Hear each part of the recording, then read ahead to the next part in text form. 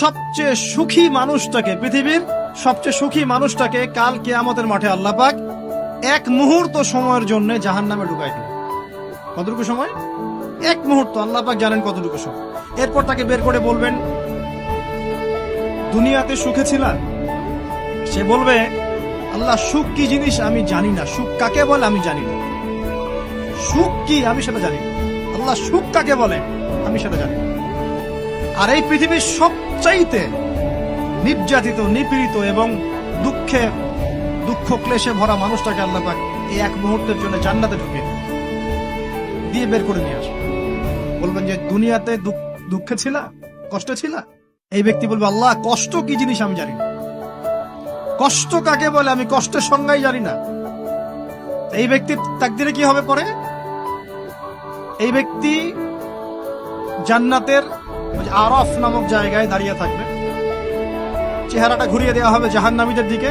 সে বলবে যে আল্লাহ চেহারাটা খালি আমাকে জান্নাতের দিকে ঘুরায় দাও, আমি জান্নাতে যেতে চাচ্ছি না, খালি চেহারাটা ঘুরায় দাও, বাস এনাফ। আল্লাহ বলবেন আর কিছু চাবো না তো?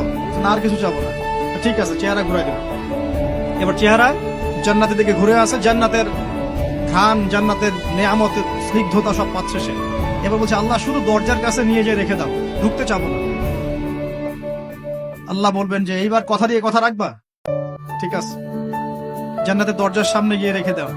ও বেচারা দরজা ধরে দাঁড়ায় আছে, চিন্তা করবে, ও ভাববে, ওই সময় সে ভাববে, হাদিসে এত স্পেসিফিকলি আসছে, সে ভাববে যে আর কিভাবে আল্লাহকে বলবো, আল্লাহ তো এতদূর পর্যন্ত নিয়ে আসলেন। এরপর বলবে যে জাস্ট একটু উকি দিব, আল্লাহ খালি একটু উকি দিব, ঢোকানোর দরকার নেই, খালি উকি দিব। আল্লাহ পাক বলবেন, দেখো আদম সন্তান তোমরা কিন্তু কথা খুব কম রাখো, আদম সন্তান তোমরা কথা দিয়ে কথা রাখতে পারো।